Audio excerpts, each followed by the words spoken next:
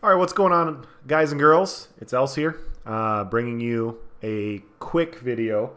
Wanted to talk about the ESO Live video from yesterday, some channel updates, and some stuff going on early next week. So, first of all, I'm going to provide a link in the description for ESO Live. It came out Friday the 13th, and they basically discussed housing, and they discussed PvP. And the PvP stuff, a lot of stuff was already covered in the previous video I showed you on the forums, but a couple of the quick highlights that I enjoyed, and if you want to go check it out in full, please feel free to click the link.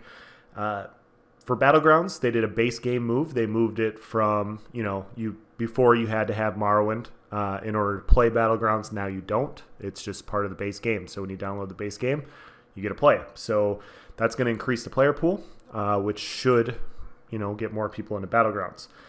They also changed the matchmaking system a little bit. So they put an emphasis on if you're in a group or not.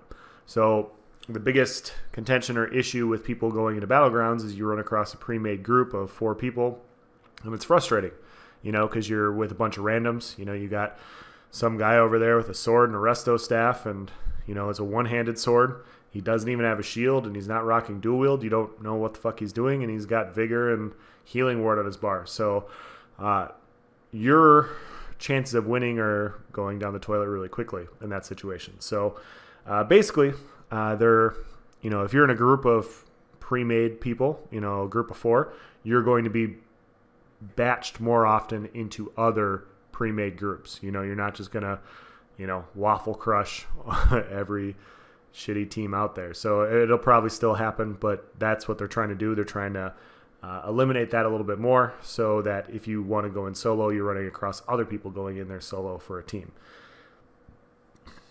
The other exciting part about it is you can now pick the game. So instead of just going into the mixed bag, you choose which game you go into. So if you want to play deathmatch, you play deathmatch. If you want to play capture the flag, you play capture the flag. This is the best change for me. Now, I do appreciate all the effort that they went into making all these game modes. They're pretty cool. But with that being said, more often than not, if I wanted to do Battlegrounds, I just want to go in and play deathmatch. That's what I want to do. I want to do, maybe I'll want to go in and do domination, or I'll do a capture the flag occasionally, but I want to play one game mode. I don't want to have to be forced to play like Crazy King or, stuff like that. So I think this is a good change. I think this is a really good change. I don't know about you guys that do Battlegrounds, but I found myself adjusting my build quite a bit in that 50 seconds before matches started, depending on the game mode. And now you don't really have to do that. You just make your build and go into deathmatch, and that's your deathmatch build. Now you have a deathmatch build, and now you have a capture the flag build, and all this other stuff. So very exciting. They also have Battleground exclusive rewards, so more stuff. The current gear in there, just about everybody has it. They're coming out with more. That should be released on the patch notes. That should be coming out Monday, April 16th. So very exciting stuff. Patch notes are coming pretty early, and apparently there's a ton of changes. So I will be posting those as soon as I get them on Monday. I can promise you that. Cyrodiil changes. I don't want to go over a lot of them. They already discussed it in the forum post I sent you. They did a bunch of server-related and client-related fixes for Cyrodiil lag, and they think it's going to help a lot. We'll have to see what happens, but they're saying it's going to be better. It's not going to be, in some situations it's probably still going to suck, but it should be better. What else? They went more in depth on taking how you get ticks defensively and offensively. If you guys didn't watch my previous video, please go back and check it out. Basically, you have to participate now to get the bonuses. So if you're not helping to kill or heal people around to keep, and you're just standing there for the ticks, you're not going to get the big offensive tick that other people would get for killing and healing around the battles. So you have to participate. And so you can't just sit there crouched waiting for, the last M keep to be flipped or whatever. You have to participate, which I think is great. And then finally, the last change they came out with was they're coming out with a new set of quests called Conquest quests.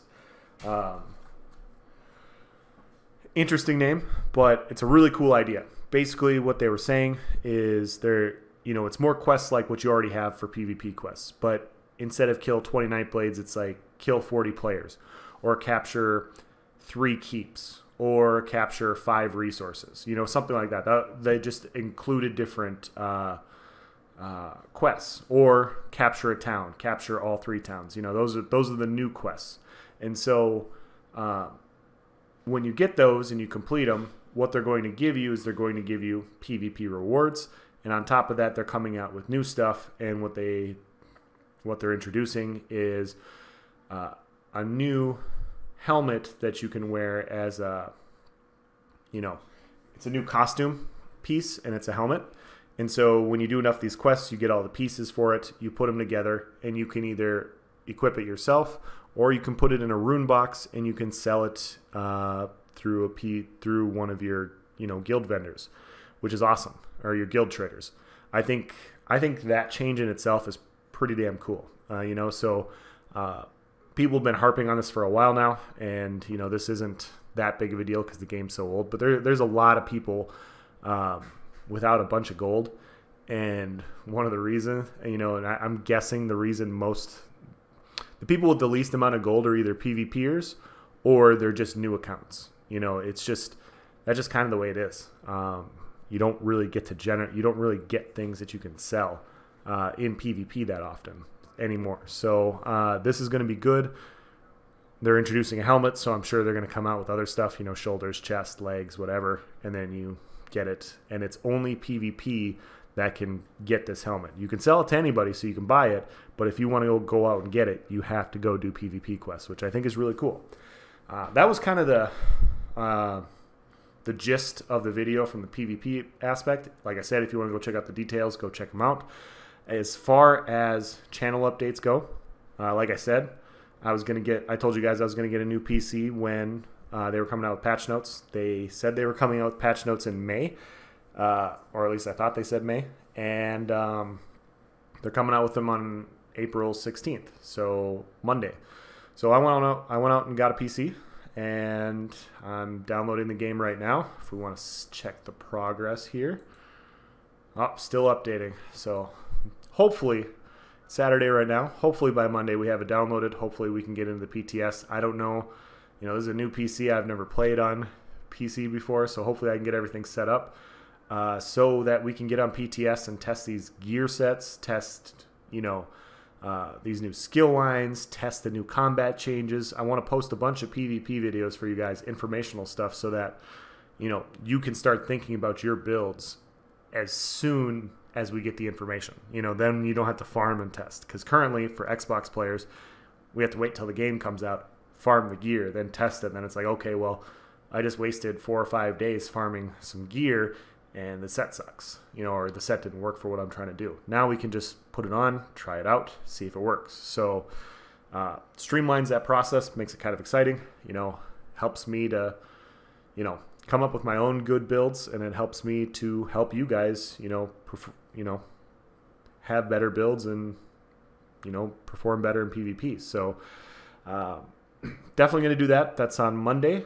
And I wanted to say as well for my channel, I'm going to be posting, reposting builds that I'm currently using in open world PvP on my different characters, because it's been 4 or 5 months since I posted a build for my Nightblade, as a Stam Nightblade as an example, and I'm still using the same build, but people go back and they look and they go, okay, well, is that build still viable? It's a new patch. Until Somerset comes out, all of these builds will be viable. And then once Somerset comes out, just about every build that I'm posting is going to be thrown out the window and replaced due to the changes that they've made to Destro and Resto stats being 2 gear slots, if they keep that in play. If they revert back to that, we'll probably, some changes will still be made, but that opens up an entire avenue of completely different things that, allows us to be a lot more powerful in bow and 2H builds and Resto Destro builds, so which is most of what I run. So yeah, I'm very excited about that. I already have some ideas in mind. I got to test them. I'm going to plug the numbers and try and figure that out, but I'm going to post the older stuff first. because that's going to be going on, you know, for Xbox players for the next month and a half, PC players for the next month. So a lot of time of PvP before we, you know, make the big changes. So that's going to be the end of the video. If you guys have any questions, please comment in the section below. Thank you for watching, and I'll see you on Monday.